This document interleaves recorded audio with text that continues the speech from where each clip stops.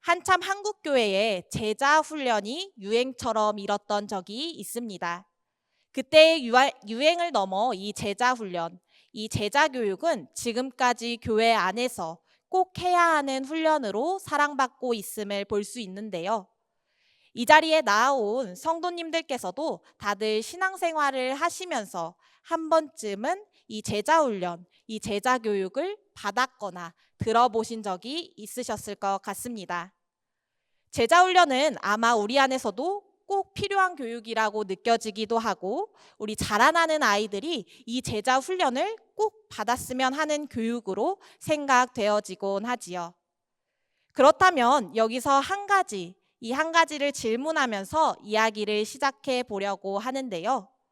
우리는 이러한 제자 교육, 제자 훈련, 이러한 훈련들을 왜 받아야 하는 것일까요? 왜 우리는 이 제자 교육을 우리 안에서 꼭 필요한 교육이라고 느끼며 생각하는 것일까요? 아마 각자의 여러 이유들과 필요들이 있겠지만 궁극적으로 우리가 이 땅 가운데 주님의 길을 따라가는 그리스도인으로서 살아가기 위하여 또한 살아내기 위함이 궁극적인 목표가 아닐까 싶습니다. 제자 교육, 제자 훈련을 통해 우리는 예수님의 제자로 이 말씀의 지식적인 암뿐만 아니라 우리의 삶이 변화되도록 우리가 경험한 복음을 우리의 삶에서 실제로 살아내는 것이죠. 그래서 이러한 제자 교육을 통해서 많은 사람들이 변화되고 또 주님의 제자로서 자신의 삶에서 이 그리스도의 향기를 전하기 시작했으며, 이 교회 안에서는 사랑과 섬김이 넘쳐나기 시작했습니다. 그런데 이와 같이 제자 교육을 받은 모든 이들이 그리스도인으로서 살아갔다면 오늘날 한국교회는 비판의 대상 혹은 경멸과 조롱의 대상이 되지 않았을 것 같습니다. 수많은 사람들이 이 제자 교육, 이 제자 훈련을 받았음에도 불구하고 왜 자신의 삶에서 이러한 주님의 참된 제자로 살아가고 있지 못하는 걸까요? 이에 대한 답과 고민을 오늘 말씀을 통해서 함께 바라보고자 합니다. 오늘 우리가 함께 읽은 이 본문은 마태복음 그리고 누가복음에도 실려 있는 본문입니다. 재물이 많은 사람의 이야기, 또 부자 청년의 이야기, 부자 젊은이에 대한 이야기로 불리는 본문이지요. 오늘 본문에서 예수님은 갈릴리에서 예루살렘으로 올라가시는 길에 이 제자들에게 가르침을 주십니다. 오늘 이 본문을 쓴 마가는 17절에서 예수께서 길에서 나가실세라는 이야기를 특별히 넣음으로써 예수님과 제자들이 이 길에 있다는 것을 보여주고, 이 제자의 길을 전하는 예수님의 이야기에 더욱 강조하는 역할을 하도록 했습니다. 예수님은 이 길을 걸어가시면서 계속해서 본인이 걸어가실 이 고난과 순환의 길, 그리고 제자의 길에 대해서 반복적으로 이야기하시는데요. 예수님은 자신이 가시는 길이 고난과 순환의 길, 그리고 십자가의 길, 그리고 죽음의 길이라는 사실을 계속 제자들에게 반복적으로 말씀하십니다. 자신의 생명까지 내어놓는 길이라고 말씀하시지요. 이와 더불어 이 주님을 따르는 제자, 이 제자의 길 역시 예수님이 자기를 부인하고 자기 십자가를 져야 하는 길이라고 말씀하시며 이를 강조하십니다. 즉 예수님이 이 제자들과 함께 하시는 이 길은 고난을 향해 가시는 길이시며 동시에 고난을 쫓아가는 제자들의 길이기도 한 것이지요. 그러한 길을 걸어가는 예수님 앞에 오늘 한 사람이 달려와서 무릎을 꿇고 앉아 이렇게 묻습니다. 우리 함께 17절 말씀 읽어보도록 하겠습니다. 예수께서 길에 나가실새 한 사람이 달려와서 꿇어 앉아 묻자오되 선한 선생님이여, 내가 무엇을 하여야 영생을 얻으리이까? 예수님 앞에 이 꿇어 앉은 사람은 예수님께 선한 선생님이여, 내가 무엇을 하여야 영생을 얻으리이까? 라고 묻습니다. 이 이야기가 실린 다른 복음서에서는 예수님 앞에 꿇어 앉은 사람이 관원이라고도 하고 또 큰 부자라고도 하며 청년이라고 말합니다. 그런데 오늘 우리가 읽은 마가복음에서는 예수님 앞에 꿇어 앉은 이가 누구라고 말하고 있나요? 바로 한 사람이라고 뭉뚱그려 말하고 있습니다. 마가는 예수님 앞에 앉은 사람을 딱 누구라고 칭하여 말하지 않았는데 아마 그 한 사람을 통해 이 글을 읽는 우리가 우리의 모습을 비춰보도록 한 것은 아닐까 싶습니다.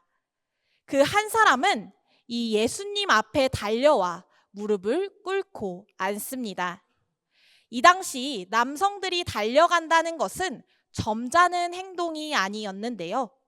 자신의 사회적인 체면들을 모두 다 버리고 예수님 앞으로 달려간 것입니다. 또한 그는 예수님 앞에 달려간 것으로도 모자라 무릎을 꿇고 앉게 되는데요. 예수님에 대한 큰 존경과 아마 기대감을 가지고 이와 같이 행동한 것일 것입니다.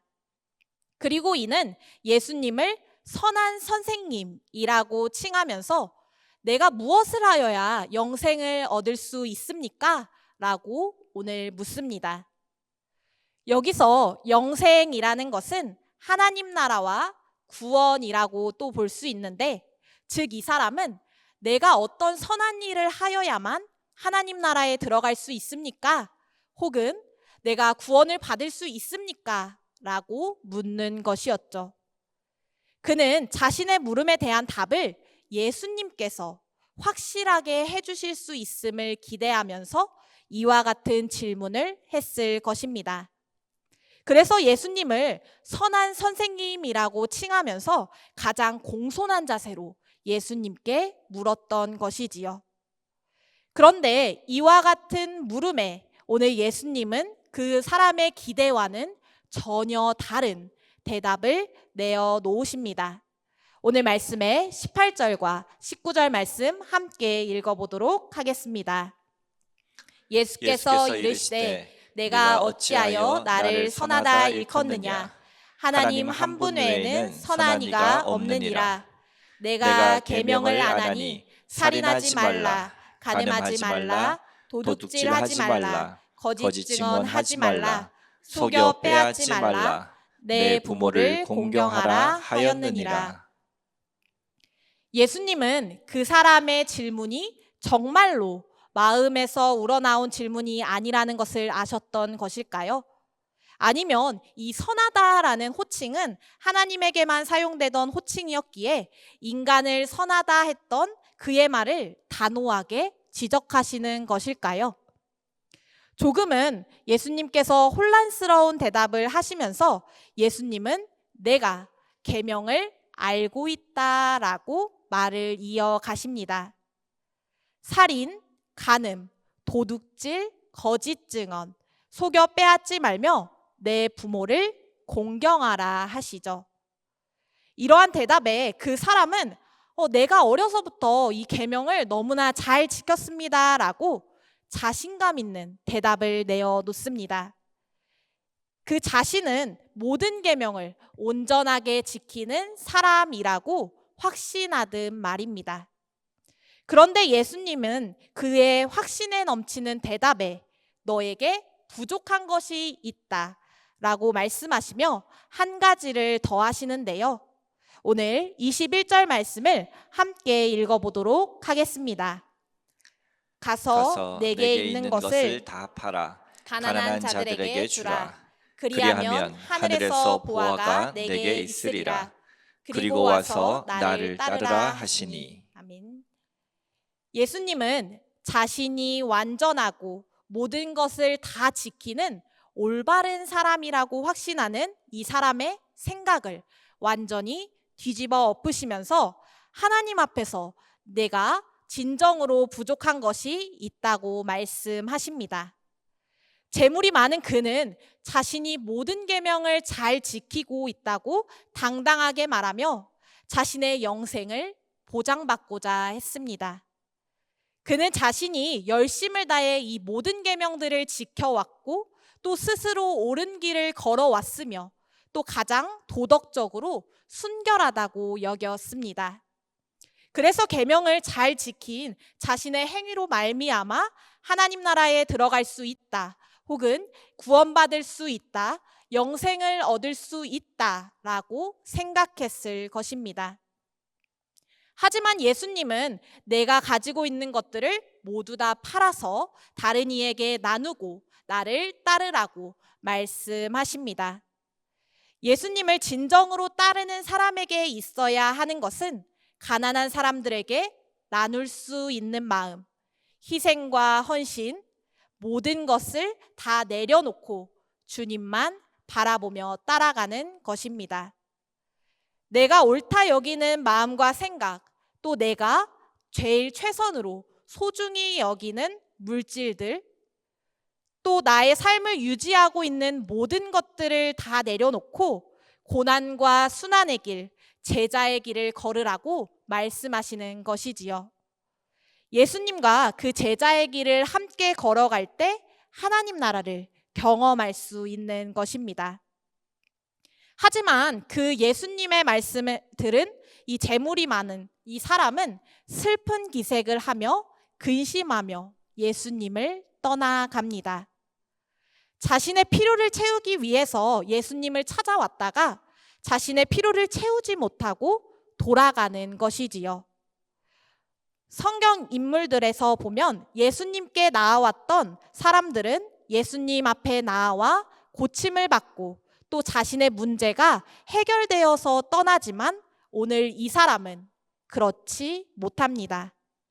자신이 가진 이 부와 물질 때문에 예수님을 따르지 못합니다.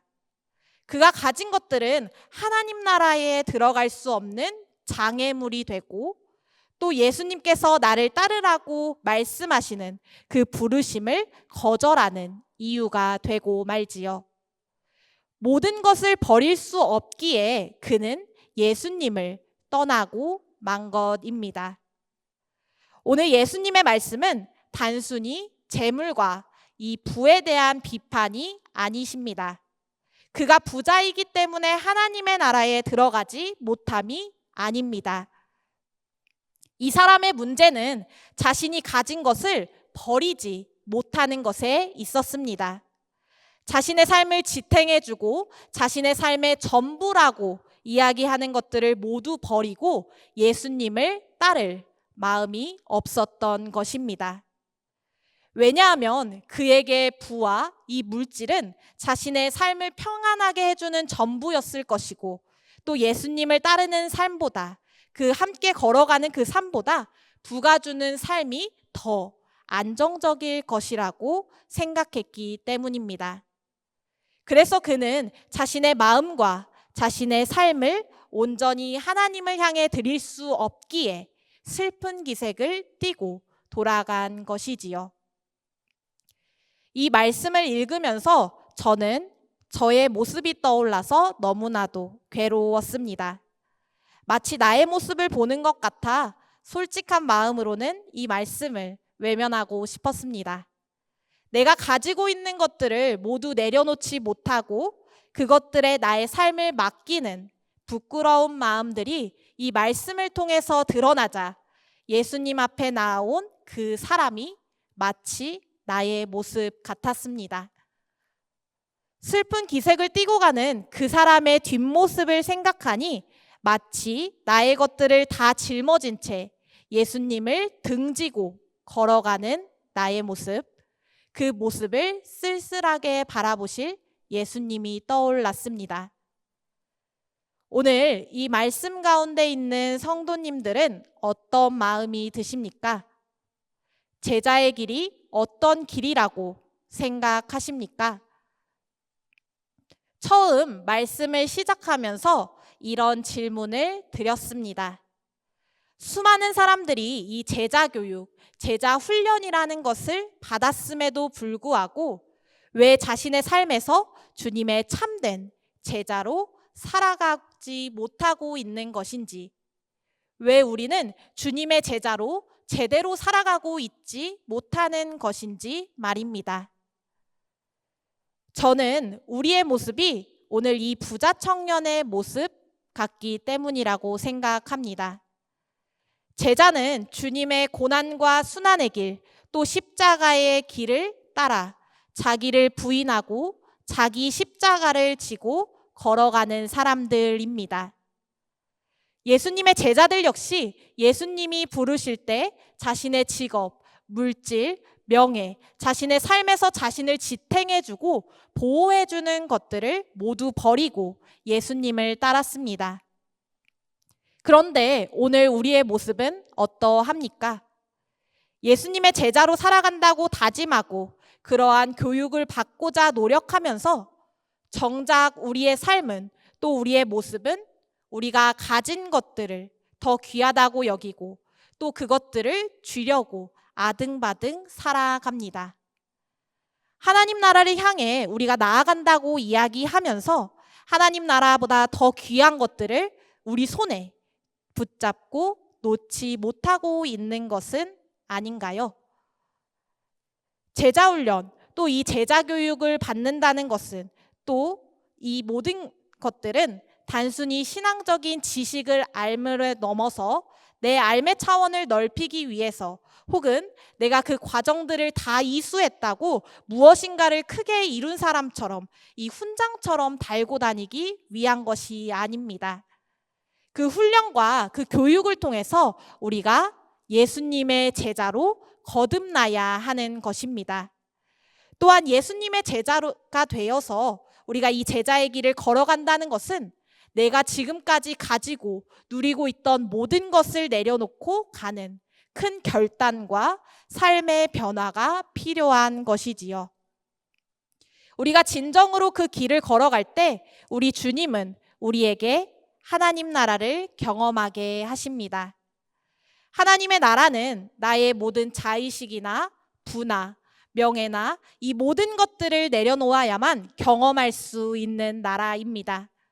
세상의 어떤 기준과 혹은 어떤 논리를 따르지 않고 또 우리의 계획대로 이루어지지 않는 나라입니다. 우리가 그러한 하나님의 나라를 경험하기 위해서 모든 것을 가능케 하시는 이 하나님의 능력 안에서 어린아이와 같이 우리는 그 나라를 받아들여야 합니다.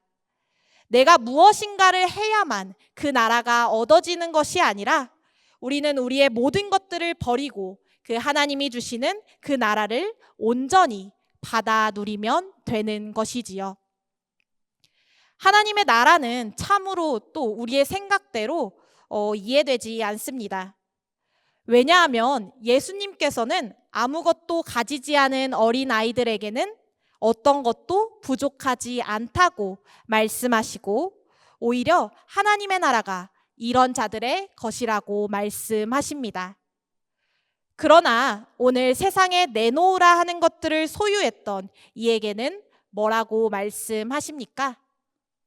그에게는 아직 부족한 것이 있다라고 말씀하시면서 그가 모든 것을 팔고 내려놓고 진정으로 나를 따를 때 하나님 나라를 경험할 수 있다고 말씀하십니다. 오늘 우리의 마음 역시 이 하나님 나라에 소망을 두고 살아가기를 원합니다. 우리가 우리의 삶을 풍요롭게 한다고 여기고 또 안전하다고 여기는 모든 것들을 내려놓고 이 시간 우리의 진정한 보호자이시며 우리에게 진정한 평안을 허락하여 주실 주님을 믿고 따르길 원합니다. 진정한 제자의 길은 오직 주님만 바라보며 주님만 나의 마음에 중심을 두고 걸어가는 길입니다. 그 길은 내가 누리고 있는 평안과 부, 또 모든 것들을 내려놓고 걸어가야 하는 길입니다. 나의 모든 것을 부인하고 나의 십자가를 지고 걸어가야 하는 길입니다. 오늘 그 제자의 길을 함께 걸어가는 우리 모두가 되기를 소망합니다. 모든 것을 버리고 나를 따르라 라고 말씀하신 예수님의 부름에 응답하며 나아가는 저와 여러분, 오늘 우리 모두가 되기를, 또한 우리 교회 공동체가 되기를 이 시간 진심으로 기대합니다. 우리 함께 그 마음 담아 찬양하기를 원합니다. 내가 가진 모든 건 내려놓고 주님만 사랑하기를 원합니다. 내가 그 주님의 부르심에 온전히 그 주님의 길을 따르길 원합니다.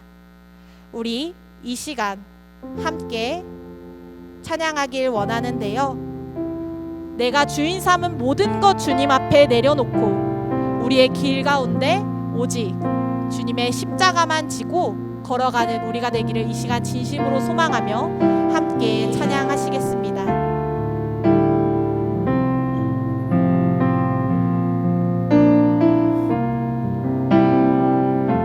내가 주인 삼은 내가 주인 삼은 모든 것 내려놓고 내 주 대신 주 앞에 나가 내가 사랑했던 모든 것 내려놓고 주님만 사랑해. 내가 주인 삼은 내가 주인 삼은 모든 것 내려놓고 내 주 대신 주 앞에 나가 내가 사랑했던 모든 것 내려놓고 주님만 사랑해. 다시 한번 찬양하시겠습니다. 내가 주인 삼은 내가 주인 삼은 모든 것 내려놓고 내 주 대신 주 앞에 나가 내가 사랑했던 모든 것 내려놓고 주님만 사랑해. 주 사랑 주 사랑 거친 풍랑에도 깊은 바다처럼 나를 잠잠케 해. 주 사랑 내 영혼의 반석 그 사랑 위에 서리. 내가 주인 삼은 내가 주인 삼은 모든 것 내려놓고 내 주 대신 주 앞에 나가 내가 사랑했던 모든 것 내려놓고 주님만 사랑해. 내가 주인 삼은 모든 것 내려놓고 내가 주인 삼은 모든 것 내려놓고 내 주 대신 주 앞에 나가 내가 사랑했던 모든 것 내려놓고 주님만 사랑해. 주 사랑 주 사랑 거친 풍랑에도 깊은 바다처럼 나를 잠잠케 해. 주 사랑 내 영혼의 반석 그 사랑 위에 서리. 이 시간 다시 한번 찬양하실 텐데요. 이 시간 우리의 모든 것들 이 자리에 내어놓고 나아가길 소망합니다. 우리의 모든 명예와 우리의 모든 부와 우리의 모든 것들 이 자리에 모두 두고 나아가길 소망합니다. 오직 우리에게는 주님 한 분뿐이십니다. 우리는 그 주님의 길을 함께 따라가는 주님의 제자들입니다. 이 시간 그 마음 담아서 간절한 마음으로 함께 다시 찬양하시겠습니다. 내가 주인 삼은 모든 것 내려놓고 내 주 대신 주 앞에 나가 내가 사랑했던 모든 것 내려놓고 주님만 사랑해 내가 주인 삼은 모든 것 내려놓고 내가 주인 삼은 모든 것 내려놓고 내 주 대신 주 앞에 나가 내가 사랑했던 모든 것 내려놓고 주님만 사랑해 주 사랑 주 사랑 거친 풍랑에도 깊은 바다처럼 나를 잠잠케 주 사랑 내 영혼의 반석 그 사랑 위에서 두 손 들고 찬양합니다. 주 사랑 주 사랑